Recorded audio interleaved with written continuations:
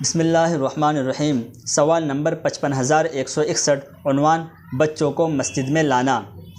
سوال: بچوں کو مسجد میں لانے سے منع کرنے پر جو حضور صلی اللہ علیہ وسلم کی حدیث ہے اس کو اردو میں حوالے کے ساتھ تحریر کر دیجیے، اور اس موضوع پر کوئی کتاب یا کسی رسالے میں کوئی مضمون آیا ہو تو اس کا نام بھی بتا دیجیے تاکہ اس مسئلے کا تفصیل سے مطالعہ کر کے اپنے علم میں اضافہ کر سکوں۔ جواب نمبر 55161۔ بسم اللہ الرحمن الرحیم۔